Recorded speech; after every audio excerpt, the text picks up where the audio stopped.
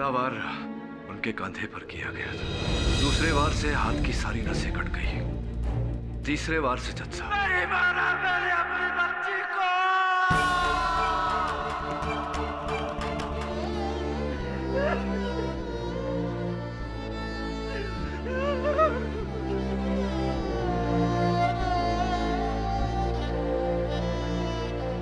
चंद्र प्रकाश जी, आप बेगुनाह हैं?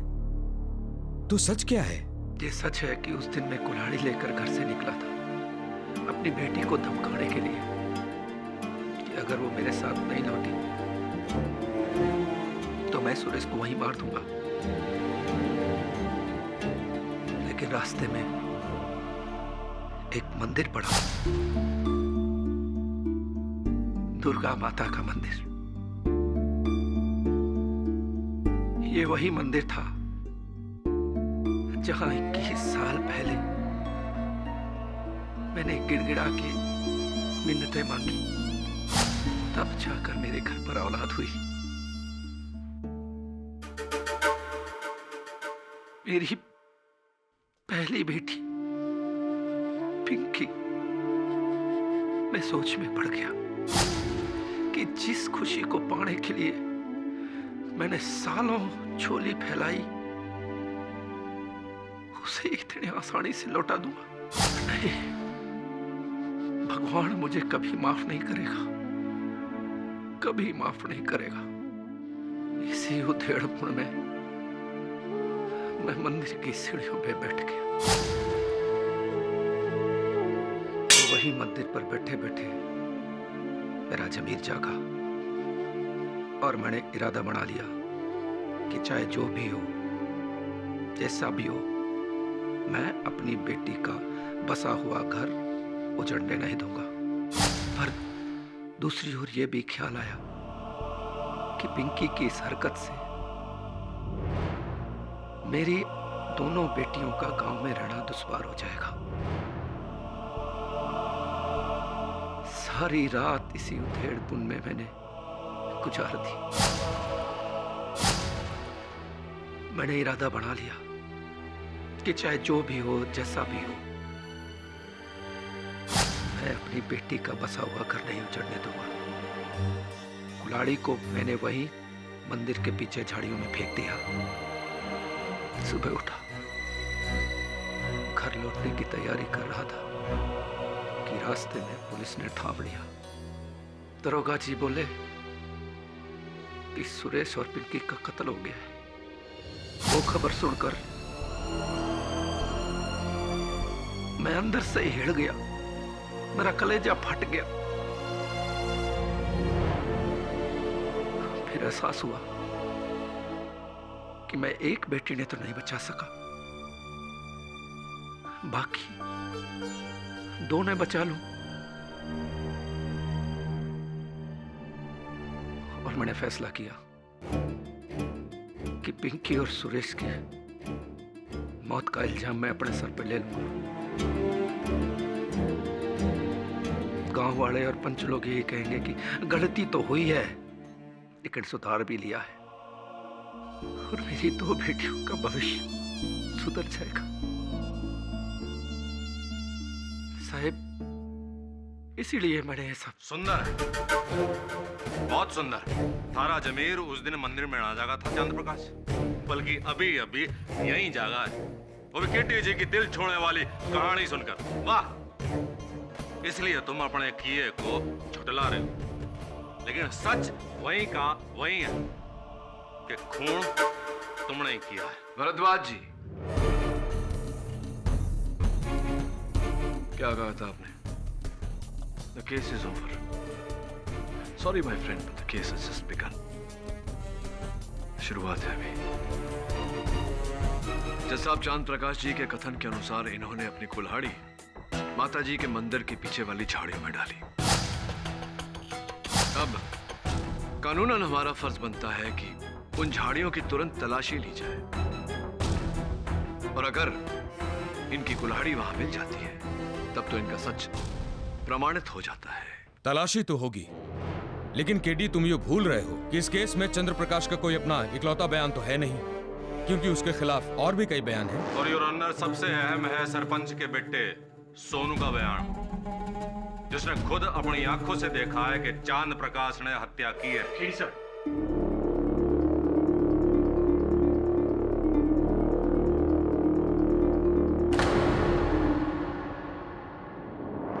जज साहब, अक्सर अदालत में गवाह झूठ भी बोलते हैं। क्यों न एक बार फिर सोनू जी को कटघरे में बुलाकर उनसे पूछा जाए कि अब कहना के साहब जे चांद प्रकाश ही पलट के झूठ बोल रहा है। मैंने अपनी आंखा से घाणोरा के तबेले में इनको पिंकी और सुरेश ने मारते देखा। और दर्शक की तरह वहां खड़े रहे, उन्हें रोकने का प्रयास नहीं किया, पिंकी सुरेश को बचाने का प्रयास नहीं किया, बस खड़े खड़े देखते रहे। मैं कोई फिल्म का एक्शन हीरो ना हूँ जो बीच में कूद पड़ता, और जो बीच में कूद पड़ता तो यहाँ पिंकी सुरेश के साथ मारी मौत का भी केस लड़ा जा रहा होता। राक्षस से भी भयानक था ये उस टाइम। जनाब, लड़के भाग गए, चलो कोई बात नहीं। सोनू जी, अपने पिता के आदेश पर आप चांद प्रकाश जी का पीछा करते हुए रात में अपनी मोटरसाइकिल पर कालकोरा से घनौरा गए थे। गया था जी। तो कितना समय आपको लगा वहां पहुंचने में? अरे जो लगते हैं 10-15 मिनट, सीधे सीधे सीधे सीधे 10-15 मिनट। अभी अभी प्राप्त जानकारी के अनुसार सोनू जी सीधा सीधा रास्ता कालकोरा से घनौरा जाता है। उस पर एक पुल है जिस पर मरम्मत का काम चल रहा है। मेरी जानकारी ये कहती है कि हत्या की रात उस पुल पर काम चल रहा था, जिसके कारण से वो पुल बंद था। अब एक ही रास्ता बचता है घनौरा पहुंचने का, मेन हाईवे, द्रुत गति मार्ग, जहां से अगर जाए तो कम से कम आधा घंटा 40 मिनट लगता है। आप 15 मिनट में कैसे पहुंच गए? इसका अर्थ ये हुआ सोनू जी कि आप भी चांद प्रकाश जी की तरह उस रात घनौरा गए नहीं। जब आपने चांद प्रकाश जी को वहां देवी के मंदिर में देखा, आप वहीं से कालकोरा लौट गए। क्या मैं सही कह रहा हूं या मैं सही कह रहा हूं?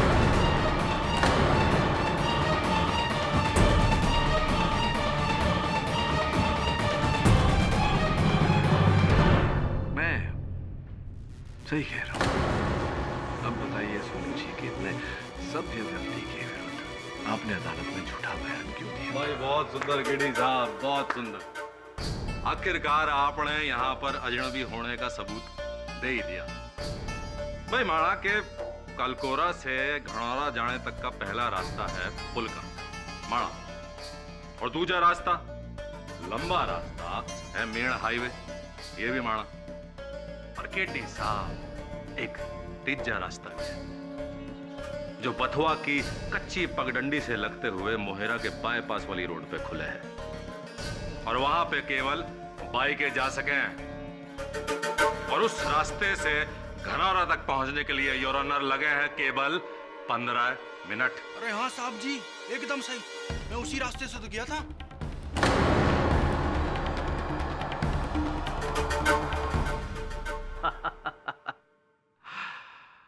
हर खबर किसी नक्शे में नहीं मिलती केडी साहब।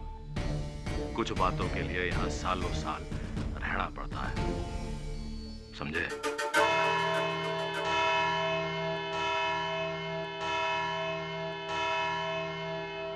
ये अदालत परसों 11 बजे तक के लिए मुलतवी की जाती है। धीरज रखिए लाजवंती जी। ऐसा सोचिए कि आपके पति ने अपना बयान बदलकर हमारा काम आसान कर दिया। बहुत जल्द अदालत तैयारी तक।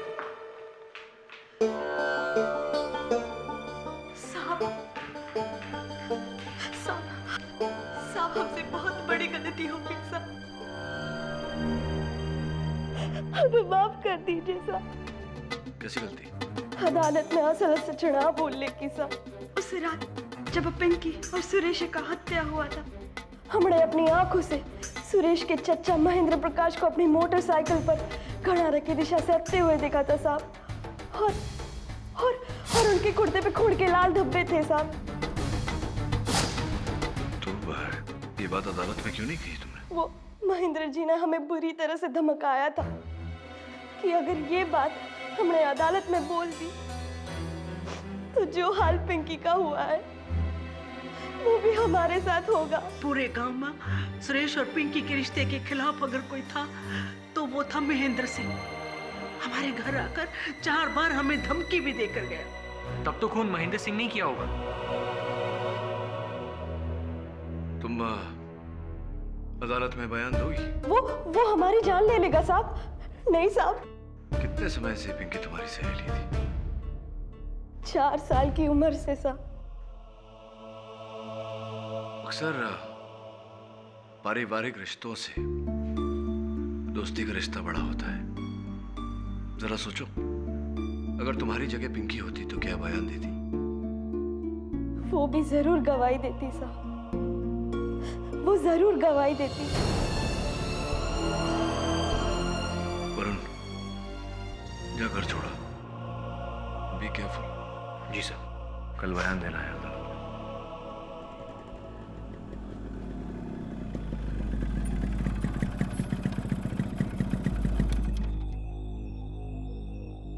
अरे छोरे, थारी फटफटी खराब होगी के? ये हरियाणा का तेल से ना चलेगा। भी तो बाइक की बिगड़ी है बिट्टा। जे हम बिगड़ गए ना तो तेरी और तेरे उस केडी की बिगड़ी कोई ना बना सकेगा। समझा दीजो अपने उस वकील ने।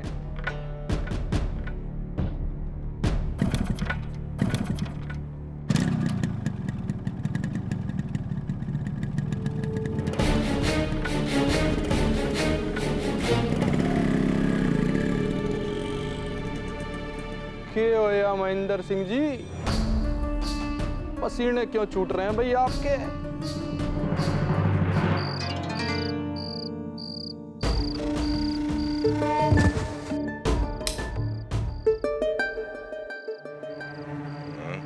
दरवाजे पर कोई है जी, देखिए ना।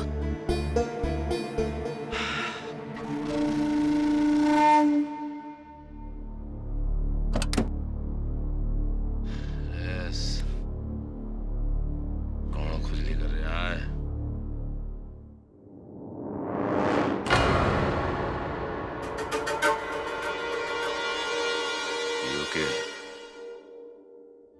आपको पूरा विश्वास है कि जो छींटे आपने महेंद्र सिंह जी की कमीज पर देखे थे वो खून के छींटे थे? जी, मैंने देखा था। मैंने जब इसे कल इस लौंडे के साथ देखा था तभी समझ गया था कि ये कोर्ट में जहर उगलेगी। आप उस रात कनौरा से आ रहे थे महेंद्र सिंह? जी हाँ, उसी पगडंडी से आया था। ठेके की वसूली करने गया था कनौरा। और आपकी कमीज पर खून के छींटे थे? हाँ थे। अरे वकील साहब कुछ बोलो ना। घबरावे मत महेंद्र प्रकाश, मैं कहना नहीं यही हूं। ये कमीज वही है जो उस रात महेंद्र प्रकाश ने पहनी थी। और ऑनर, पाठक जी और देवगी जी का कहना बिल्कुल सही है। ये कमीज खून से सनी हुई है, लेकिन ये खून के निशान सुरेश और पिंकी से तो दूर किसी इंसान के भी ना है, योर ऑनर। सर जी, वकील साहब एकदम ठीक कह रहे हैं। वो हमारी बाइक के आगे एक खरगोश कट गया था और उसी के खून के छिट्टे हमारी कमीज पे आ गए थे। मोटरसाइकिल के पहिए के नीचे खरगोश आ गया और खून के छींटे इतने ऊपर तक आ गए। अब जनाब केडी जी कुछ भी सोचे हैं, लेकिन सच्चाई तो यू ही है। और इन कुर्ते पे लगे खून के दागों को साबित करेगी ये फोरेंसिक रिपोर्ट, योर ऑनर। ये खून खरगोश का ही है, बनी रैबिट है।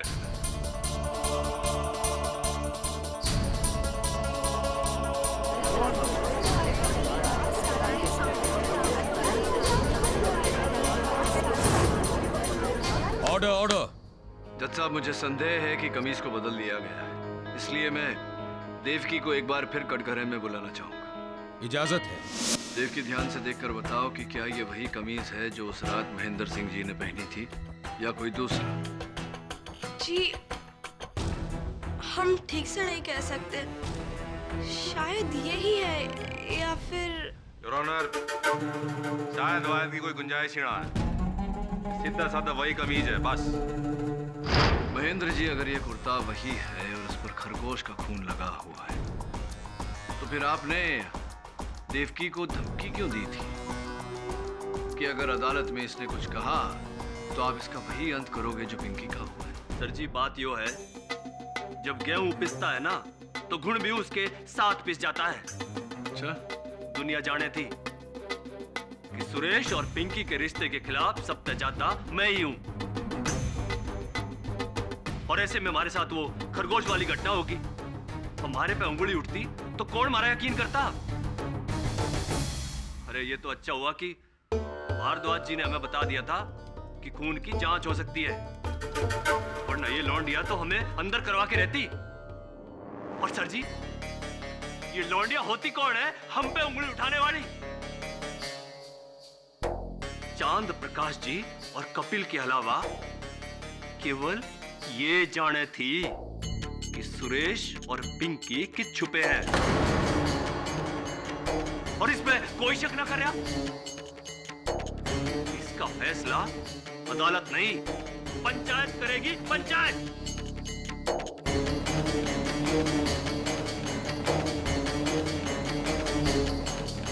शांत हो जाइए mister Mahendra Singh.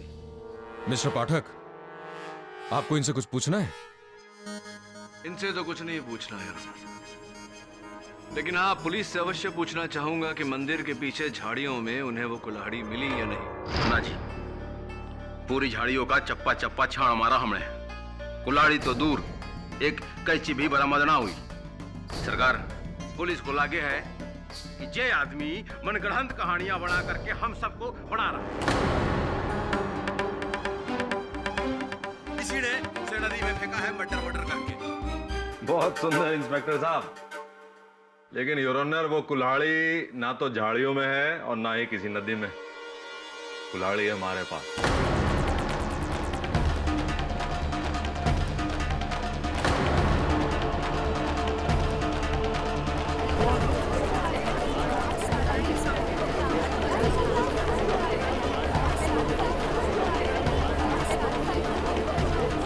Order order. के पटक जी, हमारे पिटारे से आंखें तो ना चौंधिया गई। योर ऑनर, कल रात को हमारा कोई गुप्त शुभचिंतक हमारे दरवाजे के सामने एक कुल्हाड़ी छोड़ गया था। चंद्रप्रकाश जी, देखिए तो, ये कुल्हाड़ी कहीं आपकी तो ना है? जी वकील साहब, करेक्ट, क्योंकि इस कुल्हाड़ी पर जो निशान हैं वो चांद प्रकाश जी की उंगलियों के ही हैं, और इसके अलावा इसकी तेज तरार धार के ऊपर भी कुछ निशान हैं योर ऑनर, सुरेश और पिंकी के खून के निशान। वकील साहब, ये कैसे संभव है? मतलब मारोगे, काटोगे, होना पड़ेगा कि जज साहब, ऐसा भी तो हो सकता है कि इस कुल्हाड़ी को किसी ने झाड़ियों में से चुरा कर उसके बाद इस पर पिंकी और सुरेश का खून लगाया। अरे बहुत सुंदर गेड़ी साहब, बहुत सुंदर। मौके के 10 दिन बाद वो खून आएगा कहां से? वो खून 10 दिन में सूखना गया होगा। और वैसे भी योर ऑनर, रिपोर्ट के अनुसार इस कुल्हाड़ी पर जो खून मिला है वो उसी दिन का है जिस दिन कत्ल हुआ था। अब बोलिए पाठक जी, अब तो कुल्हाड़ी का खून भी चीख चीख के बोल रहा है कि ससुरा कातिल कौन है।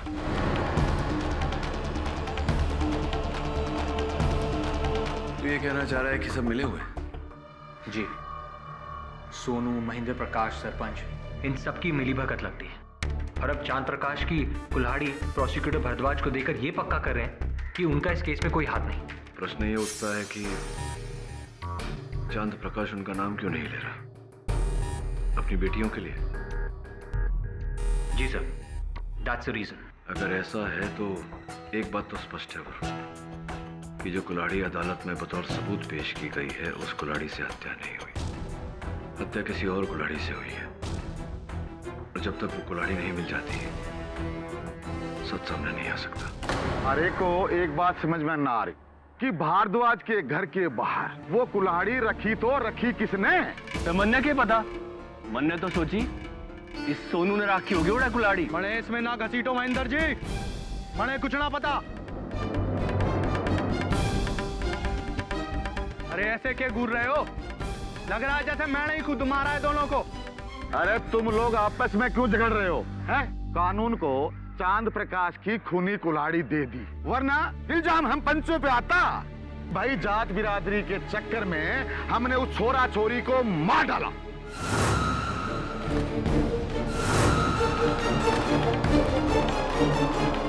सुनो, इस देवकी पर नजर रख, वरना सारे गांव को ले डूबेगी ये।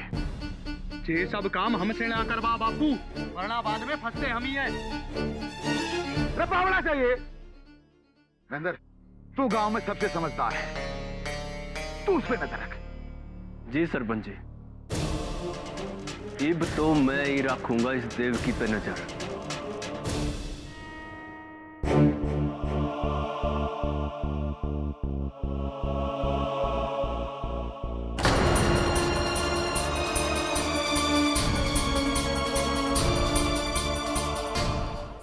क्या अनर्थ हो रहा है हमारे साथ सरकार?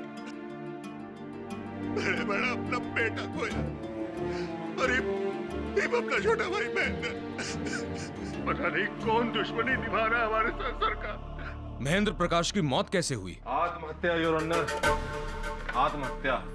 महेंद्र प्रकाश ने पुल से कूद के अपनी जान दे दी। जज साहब, ये आत्महत्या नहीं हत्या है। बहुत सुंदर है। तो आप वहाँ पे थे, जो आपने देखा अपनी आंखों से कि दुर्भाग्यवश नहीं था, होता तो महेंद्र प्रताप को बचा लेता। आप वहां होते तो क्या देखते? अरे देखता कि ससुराल कैसे कूदता, और क्या देखता उसमें।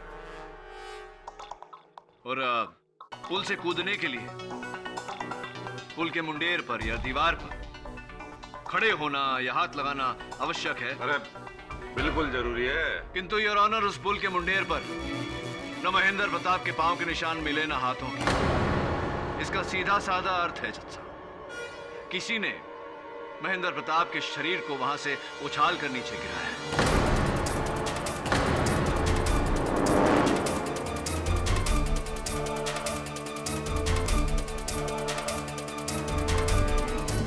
आप ठीक कह रहे हैं सरकार, हमारे को भी लगता है कि किसी ने हमारे भाई महेंद्र को मारा है, क्योंकि परसों रात जब वो अपने घर लौटा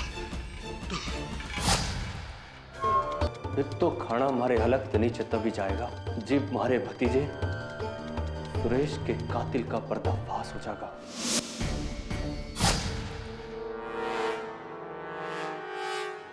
सुरेश का कातिल? उस रात महेंद्र फोन पर किससे बात कर रहा था? पता ना है जी, क्योंकि महेंद्र की लाश से कोई फोन ना मिला। लेकिन मारे को पता है कि वो उस रात कहां गया था। ये सरपंच जी के पास।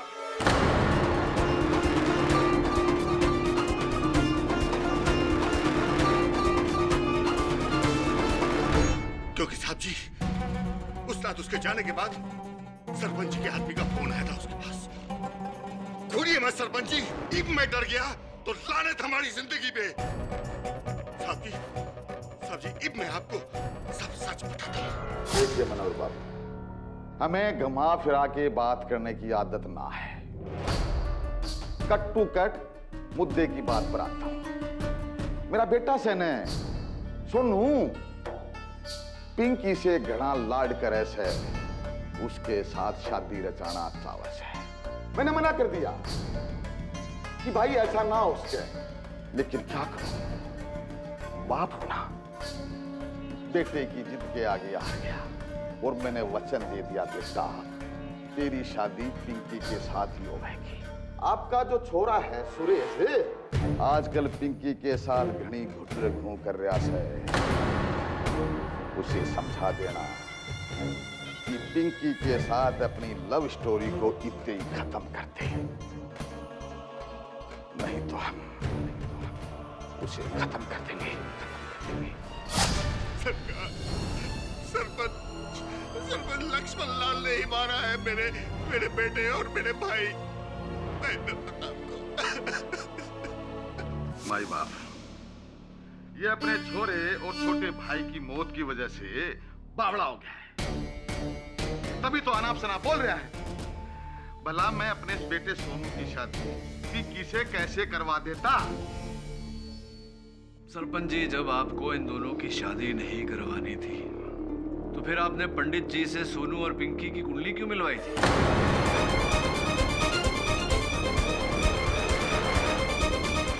ये सब तुझे कैसे पता? पंडित की छोरी देवकी, तुझे तो मैं... छोड़िए जनानियों को, मर्दों में आई है। क्यों कुंडली मिलवाई थी आप? देखिए, जब बात निकल ही गई है तो हाँ, मेरा बेटा सोनू पिंकी से शादी रचवाना चाहता था। ये सच है वकील साहब, और ये भी सच है कि उस दिन मैं मनोहर को धमकी देने उसके घर गया था। मैं अपने बाप दादा की कसम खाकर कहता हूं कि पिंकी और सुरेश की हत्या हमने ना की, और ना ही इस हत्या में हमारा कोई हाथ है। ये भी सच है माई बाप। इसका मतलब ये हुआ सरपंच जी कि सोनू ने आपसे बिना कहे, आपसे बिना पूछे उनकी हत्या की है अकेले। के बारे बात कर रहे हैं वकील साहब, वो ऐसे ना कर सके। अरे बावड़े होने की क्या बात है इसमें सरपंच जी? आप ही ने कहा था कि आप ही के कहने पर सोनू गनौर आ गया था, वहां जाकर उसने पिंकी और सुरेश की हत्या कर दी। ये असंभव है। अरे असंभव क्यों है?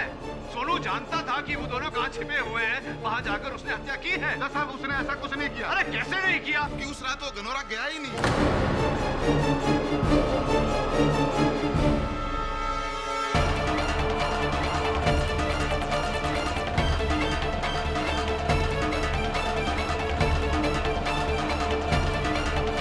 अगर वो गनौरा गया नहीं था तो फिर उसने चांद प्रकाश जी को पिंकी और सुरेश की हत्या करते हुए कैसे देखा सरपंच जी? दूरबीन से? आपने तो हमें फंसा दिया, पूरी तरह फंसा दिया। अब क्या करेंगे सोनू जी? सच का साथ देंगे या बाप को झूठा साबित करेंगे? बापू सच बोल रहे हैं, हम उस रात गणोरा पहुंचे ही नहीं। तो अदालत में झूठ क्यों बोला था? ताकि जे चांद प्रकाश को पूरी तरह सजा हो जाए। ये मारी और पिंकी की शादी के सख्त खिलाफ था, तब से मैं इससे दुश्मन बन बैठा। ऐसी बदला, रिवेंज, प्रतिशोध। लेकिन कुल मिला के सत्य ये है कि आप घनौरा गए ही नहीं और आपने चांद प्रकाश जी को सुरेश और पिंकी की हत्या करते हुए नहीं देखा। ना जी, हम तो घनौरा तक पहुंच ही ना पाए। हमारी तो बाइक की 5 मिनट बाद फेल होगी। हमने ना पता कि ये मंदिर गए कि घनौरा। Very nice. तो मतलब के अभी तक चांद प्रकाश जी के नए बयान का कोई सबूत ना है। ये तो बड़ी बुरी खबर है केडी भाई, क्योंकि भले ही सोनू लाल की गवाही झूठी हो, लेकिन कुल्हाड़ी पे लगा खून चीख चीख के कह रहा है योर ऑनर कि उस रात चांद प्रकाश जी मंदिर में ना बल्कि घनौरा के उस कमरे में थे जहां उन्होंने बेदर्दी से, बेरहमी से अपनी बेटी और दामाद का कत्ल कर दिया। नहीं नहीं नहीं नहीं वकील साहब,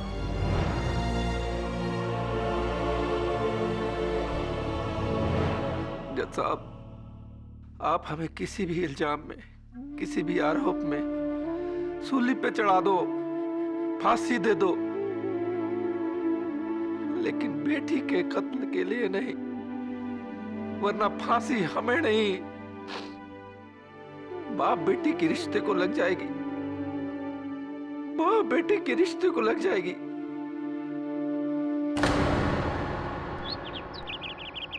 मिल गया सर, सेल कंपनी से महेंद्र प्रकाश का फोन रिकॉर्ड। मुझे लगता है मरने से पहले महेंद्र प्रकाश इसी नंबर पे बात कर रहा था। लगा जरा।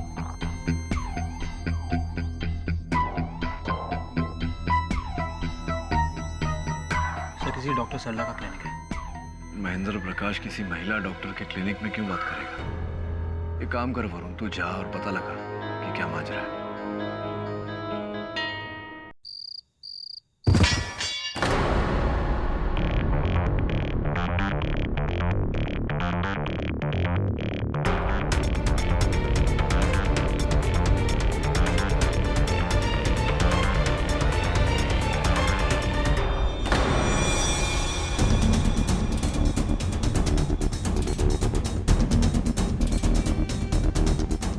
भाई वकील बाबू, हमने सुना है कि कल रात को किसी ने आपको एक कुल्हाड़ी भेजी, क्या ये सच है? जी ठीक सुना है। पंचायत चाहती है कि उस कुल्हाड़ी को तुम यहाँ मेरे सामने पेश करो। क्षमा चाहता हूँ सरपंच जी, संभव नहीं। वो कुल्हाड़ी तो मैंने पुलिस के हवाले कर दी, वो सरकारी सबूत है। एक बात समझ में ना आ रही, चांद प्रकाश की कुल्हाड़ी तो अदालत में जमा थी, फिर ये दूसरी कुल्हाड़ी कहां से पैदा हो गई? सरपंच जी, वो कुल्हाड़ी किसकी थी, उस पर खून किसका था, ये तो कल आपको, मुझे, यहाँ उपस्थित बाकी सारे लोगों को पता चल ही जाएगा अदालत में, फोरेंसिक रिपोर्ट आने के बाद। बहुत बड़ा दिन है मेरे लिए कल, तैयारियां करनी है। केस के बाद बैठ के वार्तालाप होगी।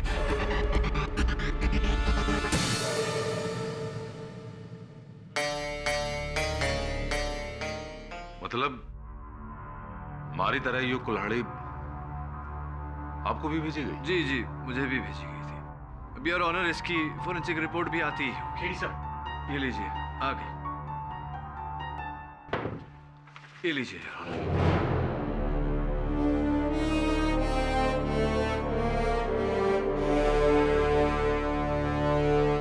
ये क्या है मिस्टर केडी? क्या हुआ था? इस पे ये खून के निशान नहीं है, ये तो कोई लाल रंग का पेंट है, और इस पे जो निशान है वो आपकी उंगलियों के हैं मिस्टर केडी पाठक। जी जी, लाल रंग की पेंट है और जो उंगलियों के निशान है वो मेरे ही हैं। हम समझे नहीं। दत्त साहब, दरअसल मैंने ये कुल्हाड़ी जो है ये मेरे सहायक वरुण द्वारा लाजवंती जी के घर के बाहर, दरवाजे के बाहर फेंकवाया था। अरे युग क्या मतलब हुआ? हा? तो फिर पुलिस रिपोर्ट करवाने का और फोरेंसिक रिपोर्ट करवाने का क्या मतलब? सबका टाइम वेस्ट। ये तो सबकी आंखों में धूल झोंकड़ा हुआ। नहीं दत्त साहब, दरअसल ऐसा नहीं है। मैं अदालत की आंखों में धूल नहीं झोंकना चाह रहा था, मैं किसी और की आंखों में धूल झोंकना चाह रहा था, ताकि इस केस पर पड़े हुए धूल को मैं जरा सफा कर सकूं, ताकि सबको सब कुछ साफ नजर आए। थोड़ा सा पेचीदा है भरद्वाज जी, मैं समझाता हूँ धीरे धीरे। मैं समझाऊं उससे पहले और मैं देवकी को कटघरे में बुलाने की अनुमति चाहता हूँ। इजाजत है। हाँ तो जज साहब, हुआ ये कि मनोहर जी ने कहा था कि महेंद्र जी की मृत्यु की रात महेंद्र जी ने किसी को फोन किया था। तो हमने महेंद्र जी के दूरभाष यंत्र की सूची निकालवाई, जहां से ये पता चला कि उन्होंने रोहतक, हरियाणा में किसी गायनोकोलॉजिस्ट यानी कि गर्भपात की डॉक्टर को फोन किया था, डॉक्टर सरला दोषी। डॉक्टर सरला दोषी से मिलने के बाद यह पता चला योर ऑनर कि यहां से कालकोरा से कोई लड़की उनके पास गई थी ये जानने के लिए कि वो गर्भवती हैं या नहीं। देवकी, तुम गई थी डॉक्टर सरला दोषी के पास। डॉक्टर दोषी का लिखित बयान आपकी मेज पर है दत्त साहब। तुम गई थी या नहीं? जी, ये सच है कि हम पेट से थे।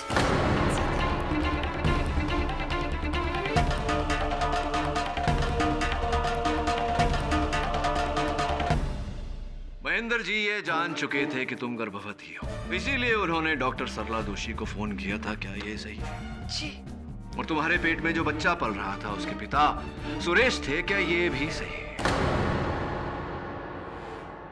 जी, ये भी सच है।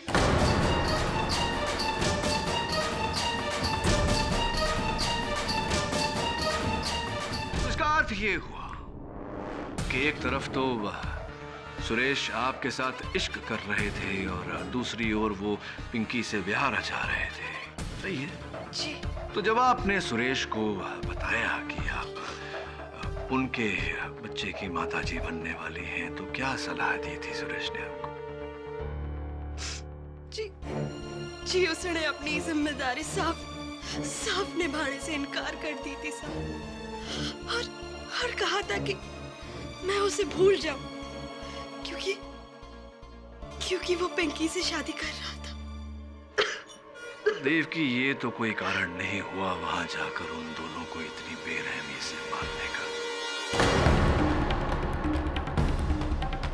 हत्या नहीं करनी चाहिए थी आपको उनकी। नहीं साहब, नहीं नहीं, हमने उन दोनों को नहीं मारा साहब।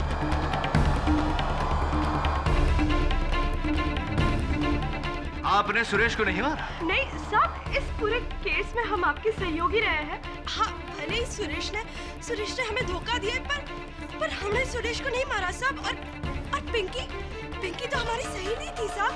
हमने उसको हम उसको क्यों मारेंगे साहब? नहीं साहब, हमने उन दोनों को नहीं मारा हमने उन दोनों को। एक मिनट। ये कलकोरा में एक पुराना विद्यालय है, उसके पीछे एक बड़ा सा पेड़ है? उस पेड़ के पीछे एक बड़ा सा पत्थर है? उस पत्थर के नीचे एक गड्ढा है जिसमें कुछ गड़ा हुआ है। क्या गड़ा हुआ है उस गड्ढे में? मुझे क्या पता, हम नहीं जानते इन सब के बारे में, हमें कुछ नहीं पता। अरे आपको नहीं पता, ऐसे कैसे? मन्ने कैसे पता होगा? अरे आपको पता होना चाहिए, क्योंकि कल रात को आप उसी गड्ढे में कुछ ढूंढ रही थी। क्या ढूंढ रही थी?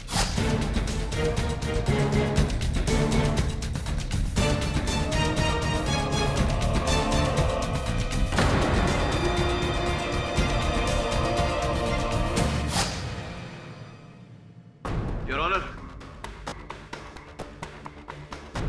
यही है मेरी इस रंग लगे हुए कुल्हाड़ी की कहानी। जब मुझे देवकी और सुरेश के संबंध का पता चला और इनकी गर्भावस्था के बारे में पता चला, तो मुझे पूरा विश्वास हो गया कि इन्होंने बदला लेने के लिए, प्रतिशोध लेने के लिए सुरेश और पिंकी की हत्या की। किंतु मैं इन्हें हथियार समेत रंगे हाथों पकड़ना चाहता था। इसीलिए मैंने ये कुल्हाड़ी लाजवंती जी के घर के बाहर फेंकवाई, ताकि देवकी जी को लगे कि हमें हत्या का हथियार मिल गया, और उसकी पुष्टि करने के लिए वो उस जगह जाए जहां इन्होंने हथियार को छिपाया था। और ऐसा ही हुआ है। ये छोटा सा खेल मुझे खेलना पड़ा जज साहब, मैं अदालत से क्षमा चाहता हूं। लेकिन अब कत्ल का असल हथियार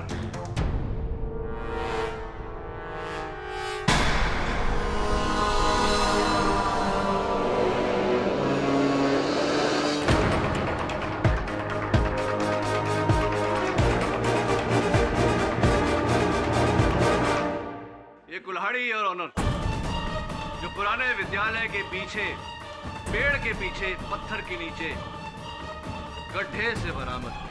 मुझे पूरा विश्वास है कि फोरेंसिक जांच भी यही कहेगी कि इस पर जो खून लगा हुआ है वो पिंकी और सुरेश का है, और इस पर देवकी की उंगलियों के निशान है। देवकी, सारे रास्ते बंद हो चुके हैं। इस कुल्हाड़ी की फोरेंसिक्स रिपोर्ट से यह स्पष्ट हो जाएगा कि यह हत्या आप ही ने की है। या तो हम फोरेंसिक्स रिपोर्ट का इंतजार कर सकते हैं, या आप इकबाल जुर्म कर सकती है, जैसे आपकी मर्जी। बहुत पुरानी कहावत है कि बुरी खबर सुनने और सुनाने में ज्यादा देर नहीं करनी चाहिए। क्या करना चाहेंगे देवकी जी?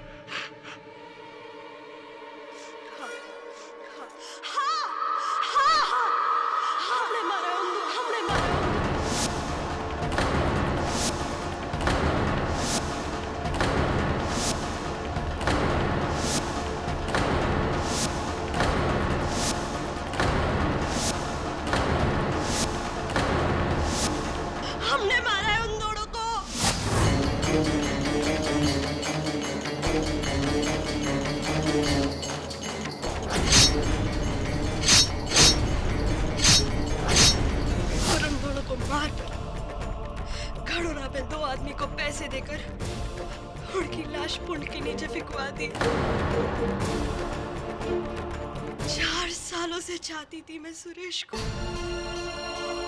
4 साल, और उसने चुना भी तो किसे? उस पिंकी को, जिसने शादी के सारे कामकाज खुद हमसे ही करवाए, ये जाने बिना कि सुरेश उसका नहीं, सुरेश मेरा है, सुरेश मेरा था। और क्या उन दोनों को मैं, मार डाला दोनों को मैं। मेरी इतनी बड़ी बेइज्जती कैसे सहन कर सकती थी मैं? लेकिन चांद प्रकाश के खून से सनी वो कुल्हाड़ी। पुलिस के आने से पहले मैंने ही वो कुल्हाड़ी मंदिर की झाड़ियों के पीछे से चुरा और मेरे कंगनों में सुरेश और पिंकी का सूखा हुआ खून लगा हुआ था। उसी खून को मैंने किसी भी तरह उस कुल्हाड़ी में लगा दिया और उस कुल्हाड़ी को बोरी में डालकर आपके घर के सामने रख दी।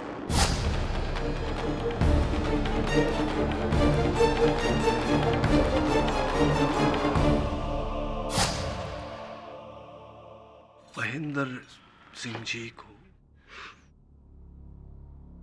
उस रात महेंद्र प्रकाश मुझसे पुल पे मिलने आया था, ये बताने कि वो मेरे और सुरेश के बारे में सब कुछ जान चुका है। इसलिए उनका अदालत में सच बताने का पहले मौका पाते ही मैंने उसे पुल से धक्का दे दिया।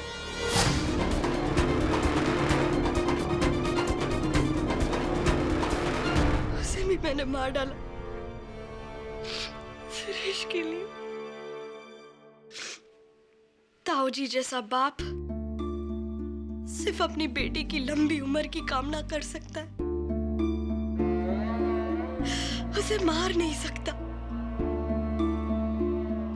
ताऊजी निर्दोष है साहब।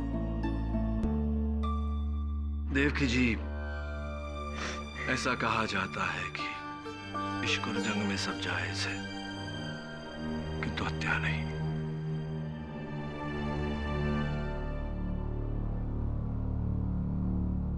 आपका निर्णय है जज साहब।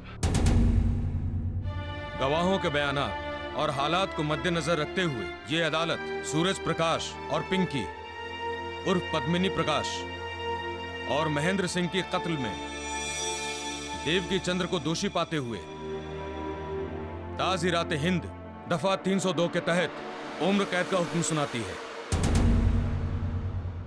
और पिंकी के पिता चंद्र प्रकाश को बेगुनाह पाते हुए इस केस से बाइज्जत बरी करती है। The case is closed. Bharadwaj ji. KD साहब, वैसे तो जब मैं केस जीतू हूं तब ये बोलूं कि भाई वाह बहुत सुंदर फलाना ढिमाका, लेकिन आज सच्चाई की इस तरह जीत देखकर कहना पड़ेगा कि भाई वाकई बहुत बहुत सुंदर। भरद्वाज जी, कभी कभी जब मन में दुविधा हो तो दिल की बात मान लेनी चाहिए, क्योंकि दिल होता तो लेफ्ट पे है, लेकिन दिल की बात हमेशा राइट होती है। मैं राइट हूं right. For more updates, subscribe to our channel, click the show links and enjoy watching the videos.